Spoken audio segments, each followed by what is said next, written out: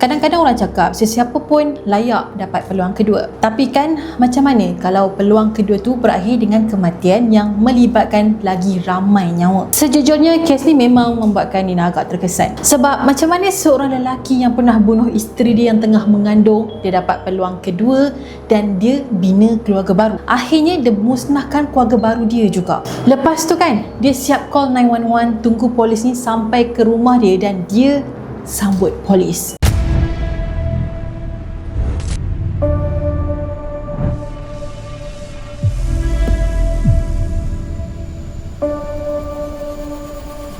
Masa tu jam baru menunjukkan jam 1 pagi. Ada satu kawasan perumahan yang sunyi di Dearborn Heights, Michigan, US. Kawasan perumahan ni kalau waktu malam je memang akan sunyi sepi. Nak pula pada pukul 1 pagi. Kebanyakan rumah dekat situ akan pasang lampu porch dan kereta diorang ni akan parking dekat depan rumah. Lewat pagi tu memang double sunyi lah sebab semua orang tengah tidur nyenyak. Tak ada sesiapa pun yang sangka di salah sebuah rumah ada sesuatu yang sangat kejam tengah berlaku. Kalau tengok dari luaran lah kan, rumah tu kan dia nampak macam biasa je. Bukan jenis rumah yang abandoned macam dalam movie hantu tu. Rumah tu ada sebuah family yang tinggal. Dalam bilik rumah tu pula ada dua budak kecil yang tengah tidur lena. Dua budak kecil tu bernama Coy 5 tahun dan Kaylee 4 tahun. Diorang tengah berselimut, tidur macam biasa, macam budak yang tak tahu langsung apa yang tengah terjadi dalam rumah sendiri. Kat bahagian rumah tu pula, especially dekat basement, ada sesuatu yang gila tengah terjadi. Mak dorang yang bernama Faith dan dia masih lagi berjaga. Tapi dia berjaga bukan sebab tengah tengok TV ataupun tengah kemas-kemas rumah. Mak dorang ni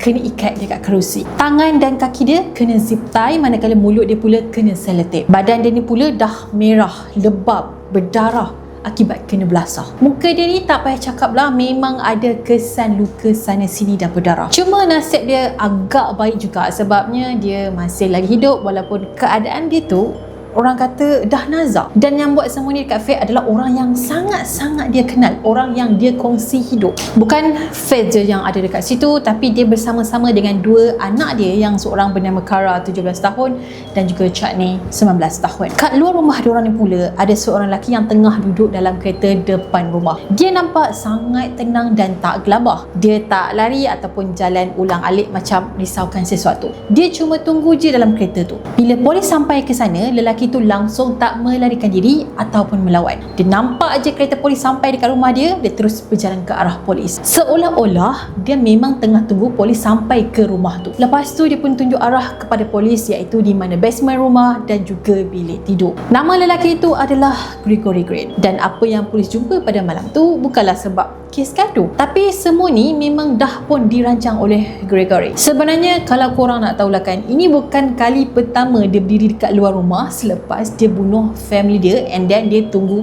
polis datang. Dia dah pernah buat benda ni sebelum ni. Kalau nak cari maklumat pasal kes dia yang sebelum ni kan, memang tak berapa banyak detail. Sebabnya kes dia ni tak viral macam kes bunuh yang lain. Jadi bagi pandangan orang lain, dia nampak macam lelaki normal, macam lelaki biasa je. Orang tak kenal dia sangat sebabnya dia tak ada rekod jenayah yang viral. Macam dekat negara kita lah, kalau Nina sebut je nama Mona Fendi, semua orang kenal lah kan. Kalau Nina sebut nama Ahmad Faisal, mesti orang tak kenal dan tak ingat kes apa. So Gregory ni lebih kurang macam ni jugalah. Sebelum Nina cerita apa yang jadi, macam biasalah kita kenal dulu siapa Gregory Green. Dia lahir pada 10 Disember 1966 di US. Dia ni dibesarkan dalam sebuah keluarga yang berpegang kuat pada agama. Pergi ke church tu pula memang orang kata apa, dah jadi sebahagian dari hidup dia dan family dia. So family dia ni memang sangat taat pada agama, tak buat benda yang tak senonoh dan juga berdisiplin. Kalau kita tengok dari luaran lah kan, memang nampak normal dan tak ada apa pun yang pelik. Masuk je awal usia 20-an macam tu kan, Gregory ni kenal dengan seorang perempuan yang bernama Tanya. Tanya ni pula dah ada 2 orang anak. So bila diorang bercinta tu kan, hubungan tu terus serius dan diorang pun kahwin pada tahun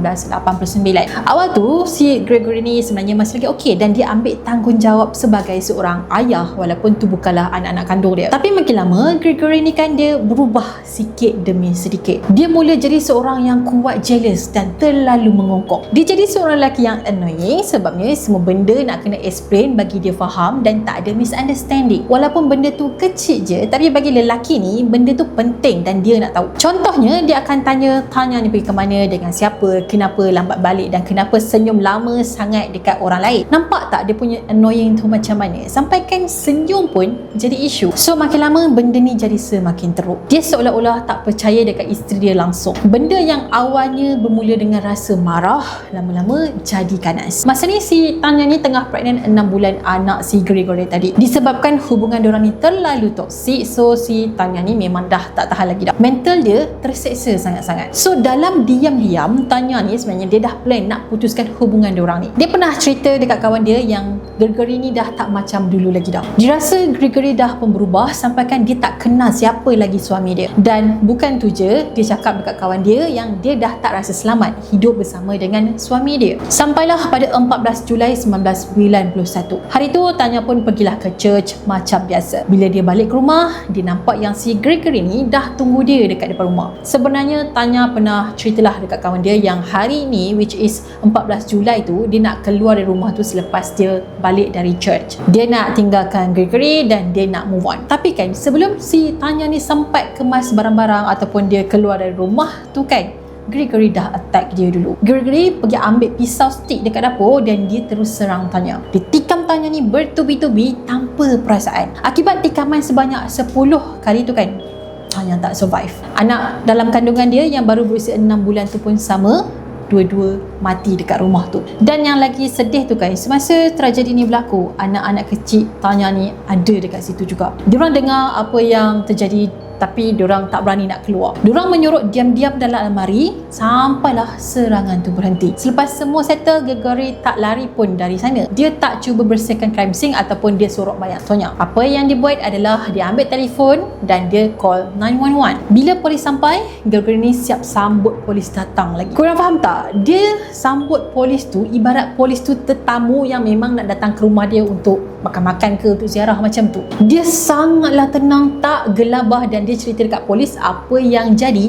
Package dia tunjuk dekat mana dia bunuh isteri dia. Polis kata masa si Gregory ni cerita semua tu, dia tersangatlah tenang dan langsung tak ada emosi. Ibarat macam dia baru je bunuh nyamuk. Korang faham tak situasi tu macam mana? Lepas tu kan Gregory pun kena tangkap dan didakwa. Masa perbicaraan dia pada tahun 1992 dulu, lawyer dia cakap yang Gregory ni tak waras lah masa tu. Biasalah alasan yang klise. Diorang cuba argue yang dia tak sedar apa yang dia buat dan dia tak boleh nak kawal diri dia. So Gregory ni pun dihantarlah untuk cek keadaan mental dia ni. Dia ni waras ke tidak kan? Tapi keputusan tu tak memihak kepada Gregory sebabnya doktor sahkan yang mental dia okey dan dia waras. Dia tahu apa yang dia buat dan dia sedar akibat perbuatan dia, iaitu dia bunuh Tanya bukan sebab dia lost control, tapi itu memang pilihan dia. Disebabkan alasan tak waras dia telah ditolak mahkamah, jadi Gregory ni akhirnya terpaksalah terima je hukuman dari mahkamah dan dia tak nak fight lagi. Lepas tu mahkamah pun jatuhkanlah hukuman penjara 15 tahun hingga ke 25 tahun. Masa tu ramai yang rasa hukuman dia dapat tu kan terlalu ringan. Dahlah dia bunuh isteri dan anak yang belum dilahirkan lagi. Ibarat dia bunuh 2 orang dalam satu masa. So kalau ikut hukuman dia tu, secara teknikalnya Gregory ni boleh keluar penjara masa dia umur hujung 30-an macam tu. Masa dia berada dekat dalam penjara ni pula, Gregory jadi seorang banduan yang sangat baik. Pegawai penjara nampak yang dia ni adalah banduan contoh yang patut diteladani oleh banduan-banduan lain. Dia tak adalah baik 100%, tapi dia tak ada banyak masalah disiplin, dia tak bergaduh dan tak terlibat dengan apa-apa keganasan dalam penjara. Dia ikut je semua peraturan penjara sampailah dia jadi seorang yang religious. Walaupun dia ni nampak macam dah insaf, dah berubah jadi baik, tapi sebenarnya dia masih lagi salahkan Tanya. Dia cakap dia jadi macam ni semuanya berpunca dari layanan isteri dia sendiri. Dia tak pernah nampak pun yang dia menyesal bunuh Tanya, tapi dia masih salahkan Tanya. Padahal Tanya tu adalah mangsa, dia dah bunuh dah pun. Bertahun-tahun Gregory ni cuba nak mohon parole, tapi berkali-kali jugalah kena tolak. Bagi pegawai penjara, diorang nampak yang Gregory ni kan sebenarnya masih lagi tak betul-betul insaf dan menyesal. Sampailah satu tahap tu kan pegawai penjara tulis yang Gregory ni sebenarnya masih lagi tak faham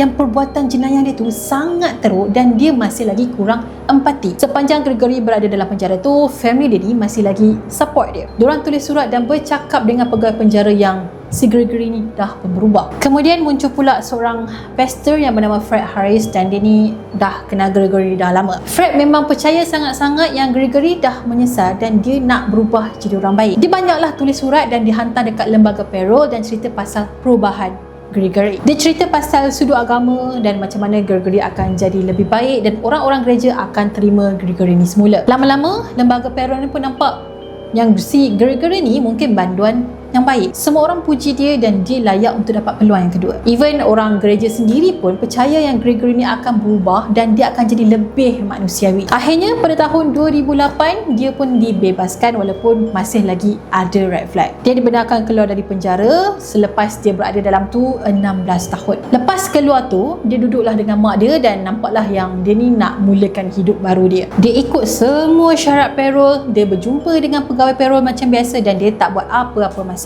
2 tahun lepas tu Perol dia pun tamat dan Gregory ni pun dibebaskan sepenuhnya lah dan tak perlu dipantau lagi. So dia pun kembali hidup macam orang biasa. Dia pergi ke church, join aktiviti community dan dia teruskan hidup macam orang lain. Tak lama lepas tu kan, dia pun kenal rapat dengan seorang perempuan yang bernama Faith Harris Gray. Dan Faith ni pula bukanlah stranger kepada Gregory. Faith sebenarnya adalah anak kepada pastor yang selama ni support Gregory untuk keluar penjara, iaitu Fred Harris. So semasa diorang bersama tu, Faith memang tahu sejarah silam Gregory. Even family dia sendiri pun tahu. Semua orang tahu apa yang Gregory ni pernah buat, tapi diorang tetap percaya dia akan berubah. Diorang percaya kepada peluang kedua dan juga pada agama yang akan tolong Gregory ni jadi orang baik. Makin lama hubungan diorang pun jadi semakin serius dan akhirnya diorang kahwin pada tahun 2010. Faith sebenarnya dia dah ada 2 orang, iaitu hasil perkahwinan dia sebelum ni dengan Alan Jr. Lepas diorang kahwin tu, diorang pun ada anak bersama. So dari luaran semuanya nampak macam baik-baik je dan diorang pun nampak macam sebuah family yang normal. Lama-lama perangai Gregory yang lama ni pun datang balik guys. Mood dia selalu berubah-ubah, barang dia datang tak kira masa dan suasana dalam rumah tu pula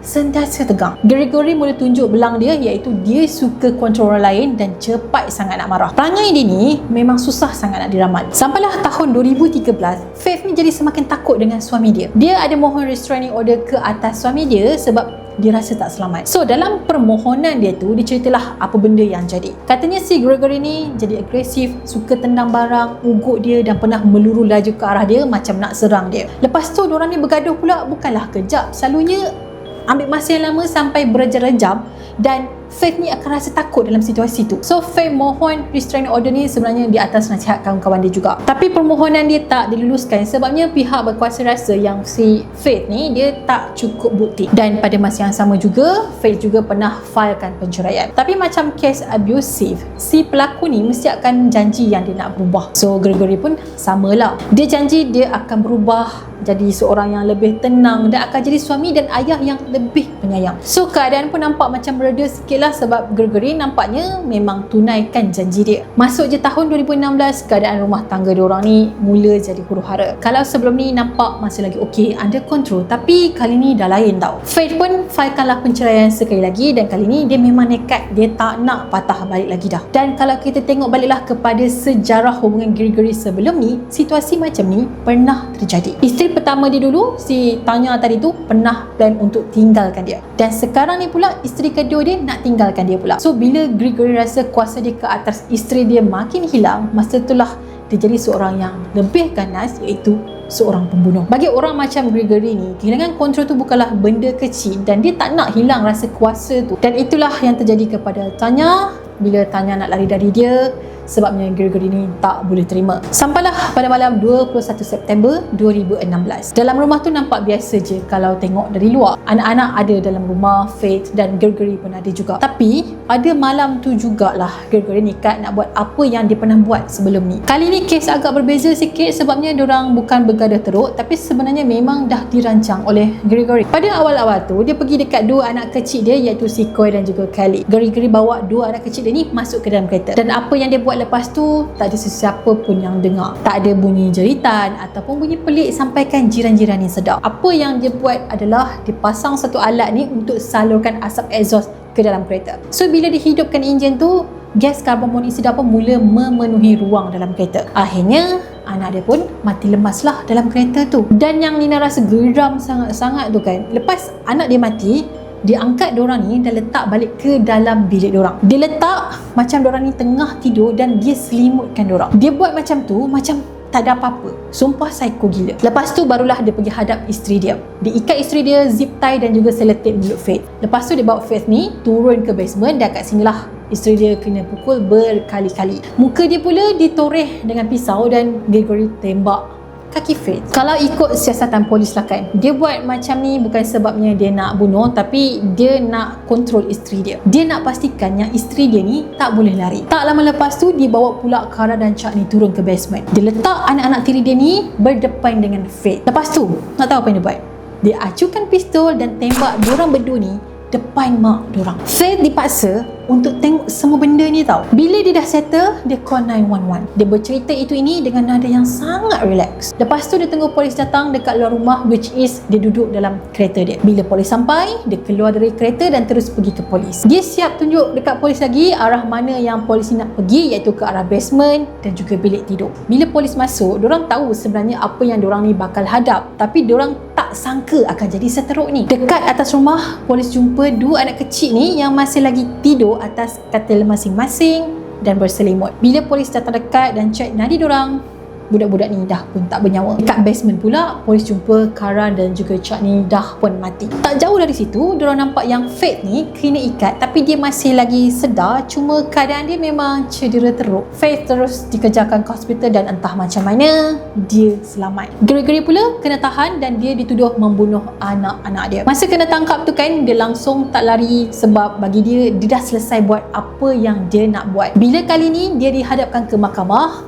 hakim memang dah tak bagi peluang kat dia dah tak boleh nak berbaik lagi dah dengan dia. Dah lah dibicarakan atas kes bunuh keluarga sendiri. Sebelum ni pun kau bunuh isteri kau, cuma kali ni lagi worse, kau bunuh anak-anak kau. Akhirnya mahkamah pun jatuhkan hukuman penjara seumur hidup ke atas Gregory. Kalau ikut undang-undang dekat sana, dia memang layak dapat pero juga, tapi masih di umur 97 tahun. Masa dekat mahkamah tu, Faith memang datang ke mahkamah dan dia panggil Gregory ni sebagai monster dan juga penipu. Dia cakap yang Gregory ni dah musnahkan family dia sendiri. Masa tu Faith memang simpan marah dan nada dia pun agak keras jugalah. Sebabnya Faith memang tak pernah terima perbuatan Gregory sebab lelaki tu paksa dia tengok anak-anak dia kena bunuh depan dia. Mak mana yang sanggup nak tengok benda macam ni? Gregory juga telah diberi peluang untuk cakap dekat mahkamah. Dia cakap yang dia menyesal dan dia minta maaf dekat semua orang dan dia berharap yang Tuhan akan tolong semua orang, termasuklah diri dia sendiri. Sempat lagi nak mention pasal agama kan. Sampai sekarang lelaki tu tak pernah explain kenapa dia bunuh family dia dan kenapa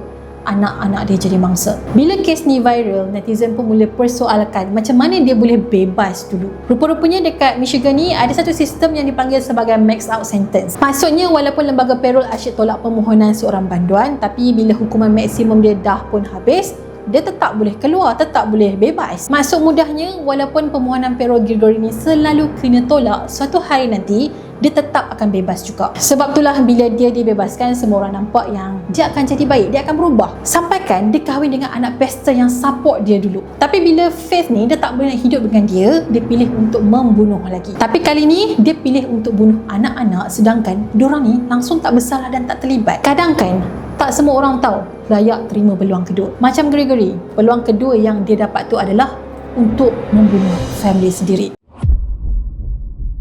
So guys, lepas korang dengar kes ni kan, korang rasa Gregory ni memang berubah jadi baik atau sebenarnya dia ni tak pernah berubah langsung semasa dia keluar dari penjara dulu? So Nina rasa sampai sini je video Nina. Kalau korang suka dengan konten Nina, dengan penceritaan Nina, jangan lupa untuk like, share dan juga subscribe kalau belum. Macam biasa, kita akan berjumpa lagi di video yang seterusnya. Jaga diri. Bye-bye. Assalamualaikum.